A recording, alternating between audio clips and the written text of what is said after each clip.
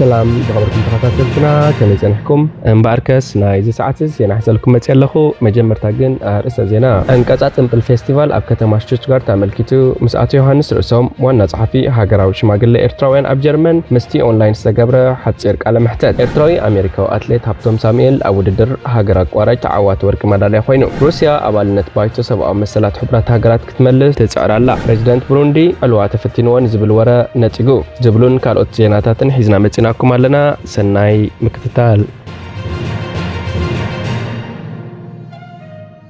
ኢትዮጵያ ንኣገልግሎት ወደብ ጅቡቲ ንምርካብ ዓመታዊ 2.8 ቢልዮን ዶላር ተኸፍለሉ ምስቲ ካብ 1991 ክሳብ 1997 ብወገን ኤርትራ ዝነበረ ኣተሓሕዛ ንምንጽጻር ኢትዮጵያ ብዝሓሰረ ዋጋ ኣገልግሎት ወደባት ባጽዕን ዓሰብን ክትረክብ ኮላ 50 ቁርብ ቁራብ ቅፍሊቱን ኤርትራ ከም ስጋን ውጽኢት ስጋን ቡን ካልኦት ጥረ ነገራትን ካብ ኢትዮጵያ ኣምጽያ ኣመስሪሓ ናብ ዕዳጋታት ዓለም ብምዝርጋሕ ብቐሊሉ ናይ ወጻኢ ሸርፊ ኣኻዕቢታ ባጤራታት ናቕፋን ብርን ብምውርራድ ንናይ ክልተን ቁጠባ ዘጎል ፖሊሲ ተኸተል ነይራ ኤርትራ ንኣገልግሎት ወደብ ዝምልከት ንሰመዚ ኢትዮጵያ ብዶላር ክኸፍልዎ ኣይኮነትን ተገድድ ነይራ ብብር ወይ ናቕፋ ክኸፍልዎ ይኽእሉ ነይሮም ኤርትራ ድማ ብብር ከም ስጋ ቡን ሽኮር ጣፍ ስርናይ ወዘተ ዝኣመሰለ ካብ ኢትዮጵያ ዓዲጋ ትምስርሖም እዚ ኣገባብ ብቐጥታ ንባጤራ ናቕፋ ኮነ ብር ናይ ምግዛእ ሓይሉ ፐርቸዚንግ ፓወር የጎልብቶ ነይሩ መራሕቲ ይህወ ደግን ኢትዮጵያ ኣብ ኤርትራ ተዓሽጉ ክዝርጋሕ ኣይተዋሕጠሎምን ዓይኖም ደመሊዎም ኤርትራ ጸጋታት ኢትዮጵያ ትምዝምዛላ ክብሉ ሰሚዕናዮም እቲ ጸጋንካ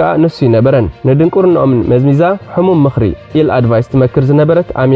ኣሜሪካ ኤርትራ ብምጥቃዕ ብገዛእ ቡንኩም ትቐሽሸኩም ስለዘላ ብዶላር ንገዱ ትብሎም ነይራ እዚ ድማ ዓሻ እንተኾይንካ ከጸልለካ ይኽእል እዩ እቲ ኣብዘን ሓይልታት ዓመፅ ዘሎ ጉድ እንተተዓዚብካ ግን ካልእ ዛንታ እዩ ንኣብነት ዋጋ ንግዲ ቡን ዓለምና value of coffee in the global market 460 ቢልዮን ዶላር ኣቢሉ ይበጽሕ ካብዚ መጠን ገንዘብ ከም ኢትዮጵያ ዝኣመሰለ ኣፍረይቲ ቡን ዓለምና ተደሚረን 25 ቢልዮን ዶላር ይወስዳ ኣፍሪካ ሕጂውን ኢትዮጵያ ሓዊስካ 2.5 ቢልዮን ዶላር ጥራይ ይወስዳ ከም ኣብነት ጀርመን ተወሲድካ ኣፍራይት ቡን ኣይኮነትን ግን ኣመስሪሓ ጥራይ 6.8 ቢልዮን ዶላር ትወስድ በይና ልዕሊ እቲ ኣፍሪካ ተወስዶ ትበልዕ እዚ ኣብ ላዕሊ ዝተጠቕሰ ናይ ፕሬዚደንት ኡጋንዳ ዩዌሪ ሙሴቪኒ መረዳእታ እዩ ዝኾነ ኣሜሪካ ኮነ ሃገራት ምዕራብ ከምኡ ጌረኔን ኣብዚ ዓለምና ዘለዎን ኢምፕራጦርያ ዝሕልዋ ሓደ ነዚ ከገናዝብ ዘይክእል ከም ይወደግ ዝኣመሰለ ሰነፍ ስርዓት ግን ተቆሽሽና ኣለኹም ይብሉኻ ባሕርኹም ድማ ኣግማል ኣስቲሉ ይደግሙልካ እቲ ውጽኢት ናይ ዝቐናና ተሓሳስባ ድማ ድሕሪ 20 ዓመት ከም ዝኾይኑ ተሪፉ ህዝብታት ከባቢና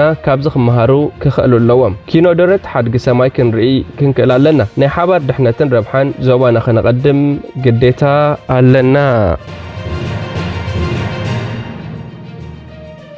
ፕሬዚደንት ብሩንዲ ዕልዋ ተፈቲንዎን ዝብል ወረ ነፂጉ ፕሬዚደንት ብሩንዲ ኢቫርስተ ንዳሽሚየ ኣብቲ ንሱ ናብ ኪባን ኣብ ኒውዮርክ ዝተኻየደ ኣኼባ ሕብራት ሃገራትን ንምስታፍ ንኽልተ ሰሙን ካብ ሃገር ወፃእ ዝነበረሉ ኣብ ልዕሊኡ ፈተና ዕልዋ መንግስቲ ተፈጺሞ ዝብል ክንዛሕ ዝጸንሐ ወረታት ብምኹናን ውፅእ ሓሶት ምዃኑ ገሊጹ እቲ ፕሬዚደንት ካብ ሃገሩ 10 መስከረም ምስ ወፀ ኣብ ማሕበራዊ ሚድያታት ኣንጻሩ ፈተና ዕልዋ መንግስቲ ከም ዝተኻየደ ዝገልጽ ዘረባታት ብዙሓት ሰባት ክቀባበልሉ ተራእዮም እዮም መበገስቲ ኣብ ማሕበራዊ ሚድያ ዝተዘርግሐ ወረ ክሳብ ሕጂ ኣይተፈልጠን ዘሎ እቲ ፕሬዚደንት ብሰንበት ምሸት ካብ መገሸው ምስተመልሰ ኣብ ዝሃቦ ሓፂር ቃል ነቲ ወረ ብሩንዲ ሕማቕ ስእሊ ንኽህልዋ ወትሪ ጽዑር ሰባት ዝነዝሕዎ ዘረባ ከም ዝኾነ ተዛሪቡ ብሩንዲ ኣብ ታሪኻ 10 ዕውታትን ዝፈሸሉን ዕልዋታት መንግስቲ ዝተኻየደላ ሃገር እያ ፕሬዚደንት ብሩንዲ ኢቫርስተ ንዳሽሚየ ኣስዒቡ ምናልባሽ ቀደም ኣብዚ ሃገር ከምኡ ይግበር ነይሩ ይኸውን ሕጂ ግን ልብና ረጊኡ ጽባሕ ብሰላም ናብ ስራሕና ከም እንወፍር ፈሊጥና ለጢልና ኢና ንሓድር ዘለና ኢሉ ብሰንበት ፕሬዚደንት ኢቫርስተ ቅድሚ ናብ ብሩንዲ ምእታው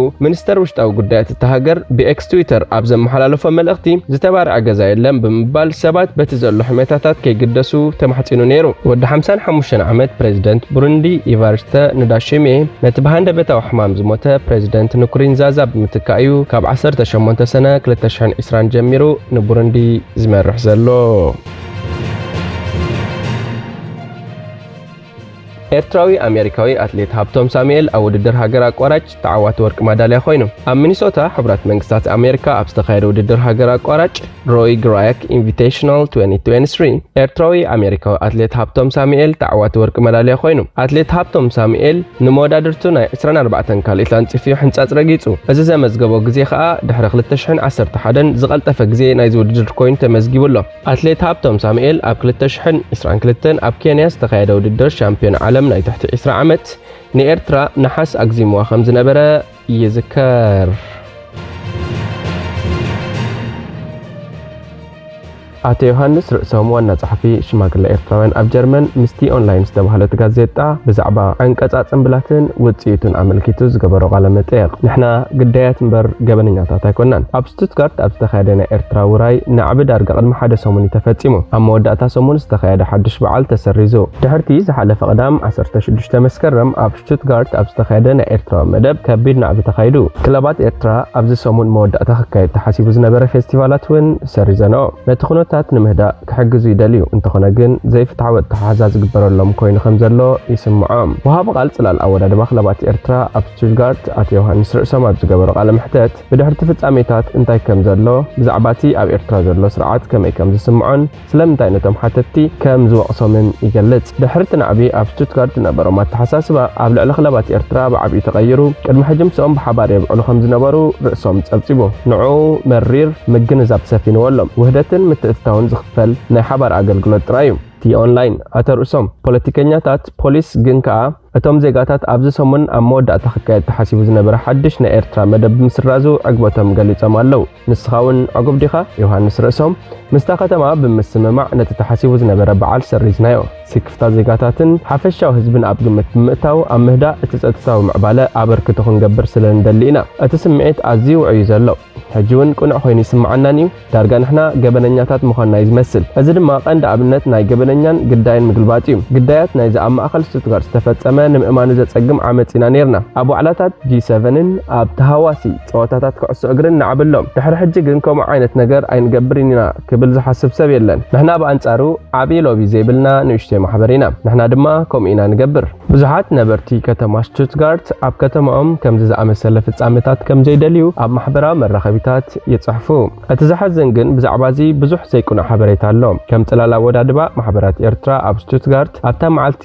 ንሰሚናር ሰባት ዓዲምና እቲ ዘገርም ግን ማእከላይ ኣርስቲ ድሕርቲ ኣብ ጊሰን ስቶክሆልም ኣሜሪካን ተልኣቪቭን ዝተፈጥረ ናዕቢ ኣብ ልዕሊ መደባትናን ጽምብላትናን ዝፍጸም ዓመፅ ዘላቒ ፍታሕ ንምምጻእ ብኸመይ ንገጥሞ ዝብል ሕቶ እዩ ነይሩ ድሕሪኡ እቲ ናይ ዘላቒ ፍታሕ ክልሰ ሓሳብ ብተግባር ብቐጥታ ኣብ ቅድሚኡ መንፈስ ዓመፅዩ ተገቲሩ ዓጊትዎ ምስቲ ዓመፅ ዝመልኦ ትርኢታት ልክዕ ኣብ ቅድሚ ኣዳራሽ ሓደሽቲ ፍጻሜታት ተኸሲቶም ብውሕዱ 10 በጻሕቲ ውን ቀሲሎም ብዙሓት ናብቲ ኣኼባ ኢሎም ዝመፁ ድማ ኣብ ሓደጋ ወዲቖም እዚ ኣዝዩ ዘስካሕክሕ እዩ ግን ናትና ስነ ምግባርን ባህልን ውን ኣይነበረን ንዝመጽእ ሰሙን መወዳእታ ኣብ ስቱትጋርት እንታይ ዓይነት መደብ ሒዝኩም ነርኩም ሓደ መስከረም 1961 ዓመተ ምህረት ኩሎም ኤርትራውያን ከምኡውን ኣብ መላእ ዓለም ዝርከባ ማሕበራት ኤርትራውያን ነዚ ዕለት ከም ዕድል ወሲደን ኣብ ወርሒ መስከረም ጽምብል የዳልዋ ስለዚ ዕለት 23 መስከረም ንሕና ውን ኣብ ስቱትጋርት እነብዕሎ ጽምብል ነይሩ ናይ ኤርትራ ደገፍቲ ስርዓት ይኹም ኢሎም እዮም ዝኸስኹም በዚ ምኽንያት ድማ እዩ አንጻር ከምዚ ዓይነት በዓላት ስሩዕ ናዕቢ ዝካየድ ዘሎ ነቲ ኣብ ኤርትራ ብብዙሕ ግህሰት ሰብኣዊ መሰላት ዝኽሰስ ዘሎ ስርዓት ትድግፍዎ ዶ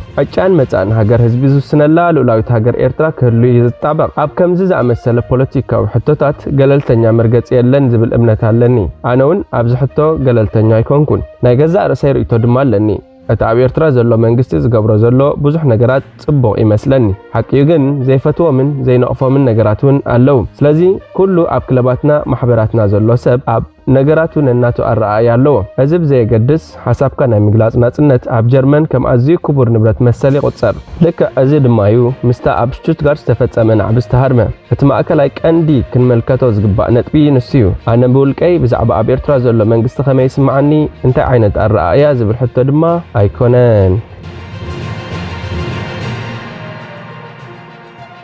روسيا أبالنت بايتو سبعة مسلات حبرات هاجرات كتملس تتعرلا دحر مورار يوكرين كبايتو سبعة مسلات حبرات هاجرات استمرارت روسيا أبالنت تحدث تتعرلا حتى مملس أبالنت روسيا ون ببيت مخ سبعة مسلات كفتانيو دبلوماسيات روسيا نسلست عمل داغماي أبالت بيت مخر خوينن هاجرهم كمرتو يتعرف خمزلو ينجر BBC قدح نايت روسيا أبالات حبرات هاجرات كدقفوت حتى تزلا ناي مرقص مغلص ون رخيبولو اتمرجا أبز قصل ورحي يخكايد أبز سند روسيا نقدات سبعة مسلات زملكت مفتحتات كتسرح قالات يلا روسيا دروت بوليتيكا ورفحة زلون هاجرات نخيت كمالو كتسرح مخانا اتبيت مخري قلت روسيا أبت سند دروت إلاز تغاستن هاجرات معربة عالم نم ملكاتين أب جزءتا يكون أب يوكرين بقصة سبعة مسلات تخصص زلا روسيا أب جلا أهجراوين تكالات تأمانت كتركب تسفلوا أب زغرب أوانت أب مرمار كومشن يوكرين بزعبا روسيا فتسمت تحسدنا بيت مخر غريبو أب بومبر تخمشن إريك موس سكيات معماتن أب السلام وين سبعة زفت ዝፍጸም መጥቃዕትን ሓዊሱ